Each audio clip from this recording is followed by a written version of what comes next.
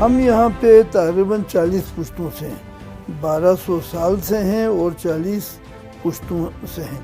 تو جو سب سے مشہور ہے، یقینی بات ہے، جو پہلا حکمران تھا اس کا نام اماچا تھا، اور میرے خاندان کا اماچا جو حکمران تھے ان کا آزاد جو لوگ تھے ان میں سے آخری فرد حیدر خان ہے، وہ میرا دادا ہے، میرے دادے کا دادا۔ اس نے ڈوگروں کے خلاف جنگ آزادی کی قیادت کی۔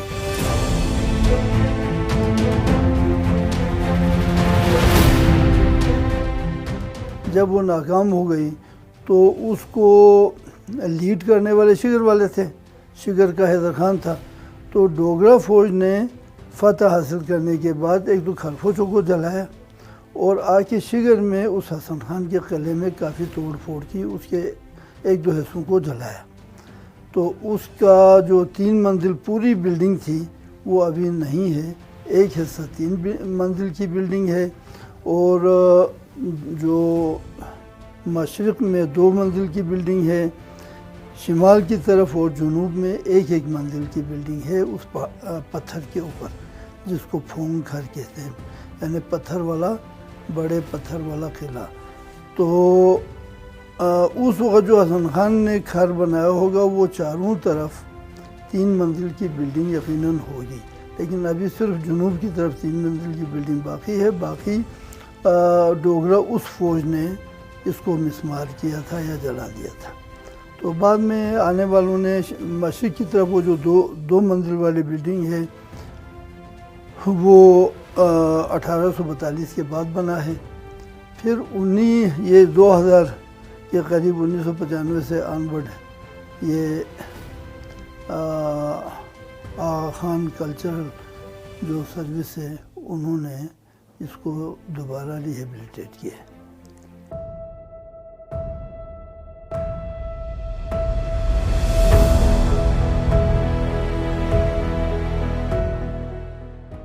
میرے خیال میں آخری یہ حیدر خان کے استعمال میں رہا ہے، تو میں اس کو حیدر خان کا سمجھتا ہوں۔ یہ قرآن پاک جو ہے حیدر خان نے کشمیر میں اپنے قید کے دوران لکھوایا تھا۔ اس کی جلد پر لکھا ہوا ہے کہ یہ قرآن پاک حیدر خان کے حکم پہ 1265 میں لکھا گیا تھا۔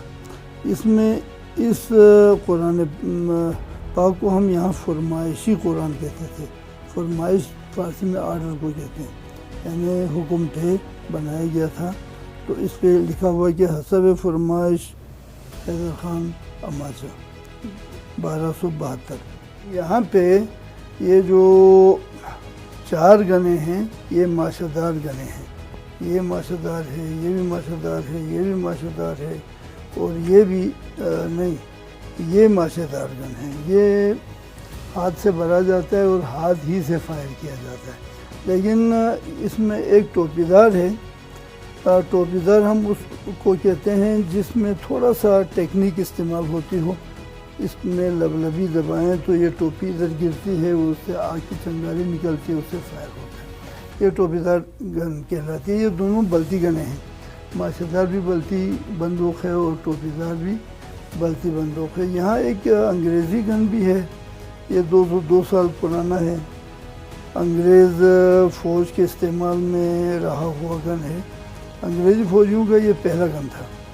اس کی بات وہاں پہ انہوں نے ترقی کی کہ اس میں ایک گولی جاتی ہے، ایک فائر ہوتا ہے۔ پھر یہ کہ امریکن گن ہے، یہ کوئی 130 سال کا ہے۔ تو یہ دونوں باہر کی گنیں ہیں، باقی یہ 5 جو ہیں وہ یہی بلتستان کی گن ہے۔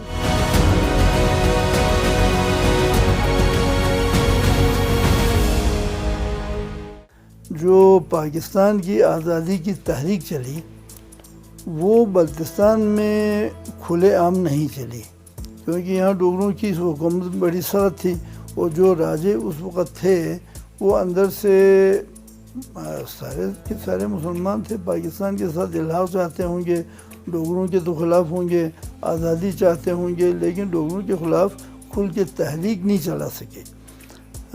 یہاں شگر میں کہتے ہیں کہ جب پاکستان میں تحریک آزادی چلی تو پاکستان کا جغرافیائی لحاظ سے ہم بہت دور ہیں۔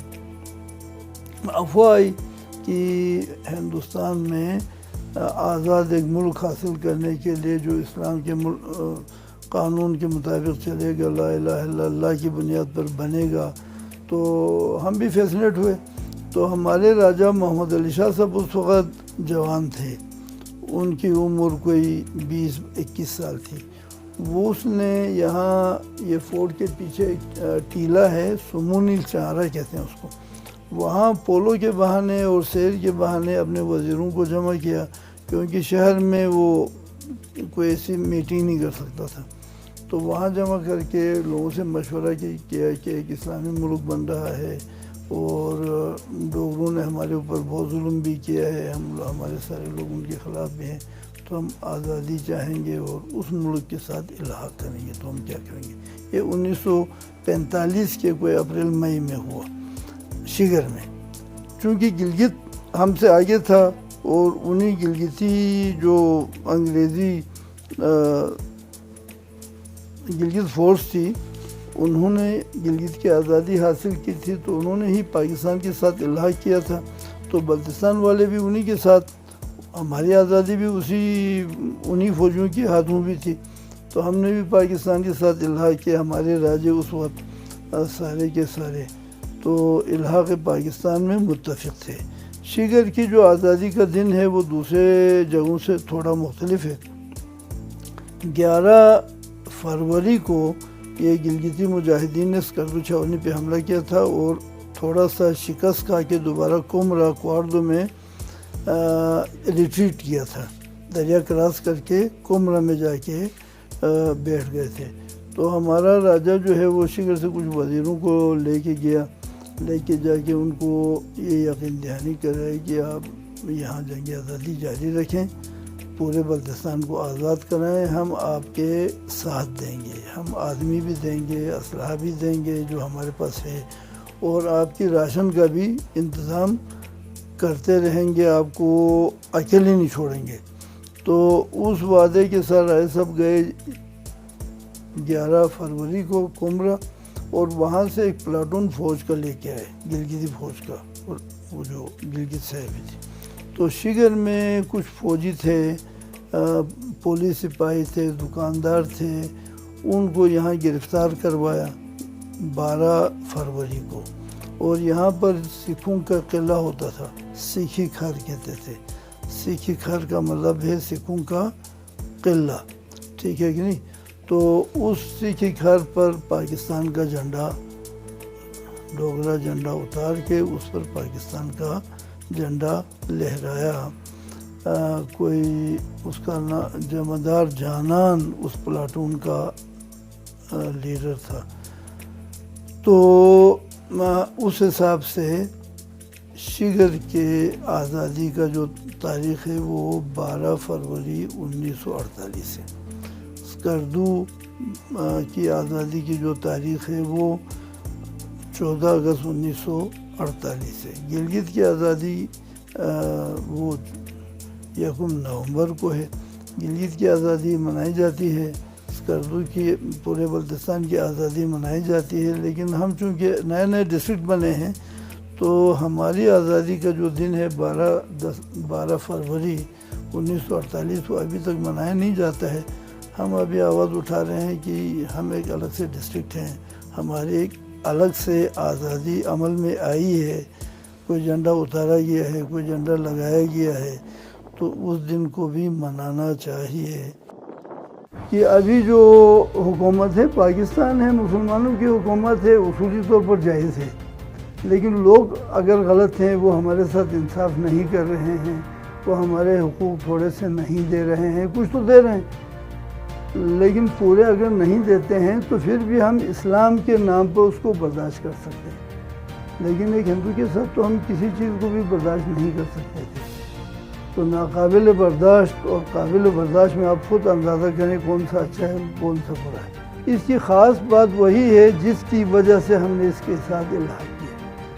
وہ خاص بات یہ ہے کہ کلمہ لا الہ الا اللہ محمد رسول اللہ ایک اسلامی فلاحی ریاست ہوگی، جس کا قانون قرآن اور سنت کا ہوگا، جس پر عملداری بھی قرآن اور سنت کی ہوگی، اللہ کے نام پہ ہوگی، رسول کے نام پہ ہوگی۔ ہم اسی بات پر فرفتہ ہو گئے تھے. ہم نے اسی بات کو سن کر 600 میل دور جا کر ہم نے اس کے ساتھ الحاق کیا تھا.